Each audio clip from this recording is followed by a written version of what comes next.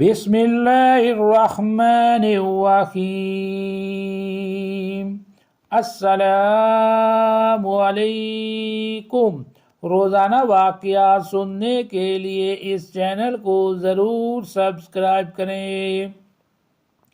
ایک دن حضور نبی کریم صلی اللہ علیہ وسلم مدینہ منورہ میں کسی جگہ تشریف فرما تھے کہ ایک یہودی عالم نے آ کر کہا، السلام علیکہ یا محمد۔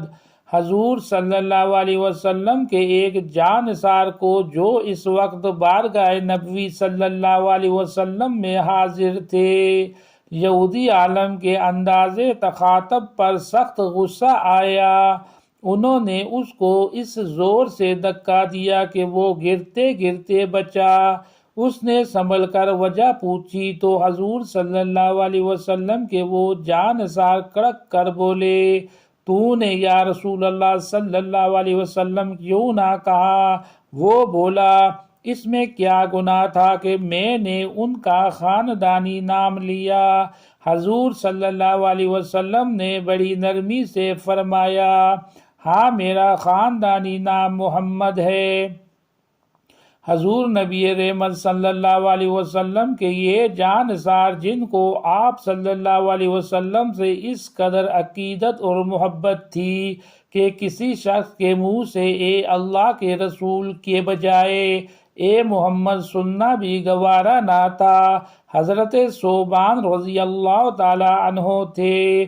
حضرت ابو عبداللہ ثوبان رضی اللہ تعالی عنہ کے حسب و نسب کے بارے میں اتنا ہی معلوم ہے کہ ان کے والد کا نام بجدد تھا اور وہ یمن کے مشہور حمیری خاندان سے تعلق رکھتے تھے۔ یہ خاندان تخت و تاج اور طبل و علم کا مالک رہا تھا۔ معلوم نہیں کیا افتاد پڑی کہ حضرت ثوبان رضی اللہ تعالی عنہ کو غیروں کی غلامی اختیار کرنی پڑی۔ اسی حالت میں وہ بارگاہ رسالت صلی اللہ علیہ وسلم میں پہنچ گئے۔ حضور صلی اللہ علیہ وسلم نے ان کے چہرے پر شرافت اور نجابت کے آثار دیکھے تو آپ صلی اللہ علیہ وسلم کا دریائے کرم جوش میں آ گیا۔ آپ صلی اللہ علیہ وسلم نے انہیں خرید کر آزاد کر دیا اور فرمایا، اگر چاہو تو اپنے خاندان میں چلے جاؤ اور اگر میرے ساتھ رہنا پسند کرو تو میرے گھر والوں میں تمہارا شمار ہوگا۔ حضرت ثوبان رضی اللہ تعالیٰ عنہ کو اللہ تعالیٰ نے فطرت سعید عطا کی تھی۔ انہوں نے اپنے خاندان اور وطن پر بارگاہ نبی صلی اللہ علیہ وسلم کو ترجیح دی اور عرض کی، یا رسول اللہ میں آپ صلی اللہ علیہ وسلم کی خدمت میں رہوں گا۔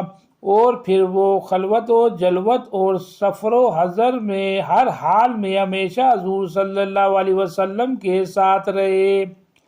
اگرچہ حضور صلی اللہ علیہ وسلم نے ان کو آزاد کر دیا تھا، لیکن انہوں نے برضا و رغبت آپ کی غلامی اختیار کر لی اور یوں زندگی بھر دنیا اور آخرت کی سعادتیں سمیٹتے رہے۔ حضرت ثوبان رضی اللہ تعالیٰ عنہ نے صرف حضور صلی اللہ علیہ وسلم کے ہر حکم کی تعمیل نہایت مستعدی سے کرتے تھے، بلکہ آپ صلی اللہ علیہ وسلم کے ہر ارشاد کو بھی حرز جان بنا لیتے تھے اور اپنی ذاتی زندگی میں بھی اس پر عمل کرنے میں کوشاں رہتے تھے۔ مسند ابو داؤد میں خود ان سے روایت ہے کہ ایک دن رسول اللہ صلی اللہ علیہ وسلم نے فرمایا کہ جو شخص اس بات کا عہد کرے اور اسے پورا بھی کرے کہ وہ کبھی لوگوں سے سوال نہ کرے گا، میں اس کے لیے جنت کی ذمہ داری لیتا ہوں۔ میں نے عرض کیا، یا رسول اللہ صلی اللہ علیہ وسلم میں کبھی کسی انسان سے کچھ نہ مانگوں گا۔ ارباب سیر کا بیان ہے کہ حضرت ثوبان رضی اللہ تعالیٰ عنہ نے زندگی بھر اپنے اس عہد کی شدت سے پابندی کی، یہاں تک کہ اگر سواری کی حالت میں کوڑا ان کے ہاتھ سے چھوٹ کر زمین پر گر جاتا تھا تو خود سواری سے اتر کر اسے اٹھاتے تھے اور کسی دوسروں کو اس کام کے لیے ہرگز نہ کہتے تھے۔ حافظ ابن حجر عسقلانی رحمۃ اللہ علیہ نے الصحابہ میں اس سے ملتی جلتی روایت اسی طرح بیان کی ہے کہ ایک مرتبہ رسول اللہ صلی اللہ علیہ وسلم نے اہل بیت کے لیے دعا کی۔ اس وقت حضرت ثوبان رضی اللہ تعالیٰ عنہ بھی بارگاہ رسالت صلی اللہ علیہ وسلم میں حاضر تھے۔ انہوں نے عرض کیا، یا رسول اللہ، کیا میں بھی اہل بیت سے ہوں؟ ارشاد ہوا، ہاں، جب تک تم کسی امیر کے پاس سائل بن کر نہ جاؤ یا کسی دروازے کی چوکھٹ پر نہ جاؤ۔ حضرت ثوبان رضی اللہ تعالیٰ عنہ نے اس کے بعد عمر بھر کسی کے سامنے دست و سوال دراز نہ کیا۔ حضرت ثوبان رضی اللہ تعالیٰ عنہ جس دن سے نبی رحمت صلی اللہ علیہ وسلم کے دامن رحمت سے وابستہ ہوئے، آپ صلی اللہ علیہ وسلم کے وصال تک برابر آپ صلی اللہ علیہ وسلم کی خدمت کرتے رہے۔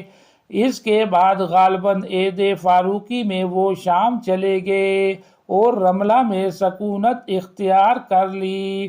امیر المومنین حضرت عمر فاروق رضی اللہ تعالیٰ عنہ نے حضرت عمر بن عاص رضی اللہ تعالیٰ عنہ کو مصر کی مہم پر مامور فرمایا تو حضرت ثوبان رضی اللہ تعالیٰ عنہ مصر جانے والے مجاہدین میں شامل ہو گئے اور وہاں کئی معرکوں میں داد شجاعت دی۔ مصر سے واپس آ کر حمص میں گھر بنا لیا اور وہی مستقل اقامت اختیار کر لی۔ حضرت ثوبان رضی اللہ تعالیٰ عنہ اپنے آپ کو حضور نبی کریم صلی اللہ علیہ وسلم کا غلام کہلانے میں بڑا فخر محسوس کرتے تھے اور چاہتے تھے کہ دوسرے بھی حضور صلی اللہ علیہ وسلم سے ان کی غلامی کی نسبت کا احترام اور لحاظ کریں۔ مسند احمد بن حنبل میں ہے کہ ایک دفعہ حمص کے زمانہ قیام میں علیل ہو گئے۔ اس وقت حضرت عبداللہ بن قرد ازوی حمص کے گورنر تھے۔ وہ کسی وجہ سے ان کی عیادت کے لیے نہ آئے۔ حضرت ثوبان رضی اللہ تعالیٰ عنہ نے ان کی بے رخی کو بہت محسوس کیا اور ان کو یہ خط لکھوایا، اگر موسیٰ علیہ السلام اور عیسیٰ علیہ السلام کا غلام تمہارے یہاں ہوتا تو کیا تم اس کی عیادت کے لیے نہ آتے؟ یہ خط عبداللہ بن قرد کو ملا تو ان کو اپنی غفلت پر بہت ندامت ہوئی اور وہ اس کی تلافی کے لیے اس سرے اور بدحواسی کے ساتھ گھر سے نکلے۔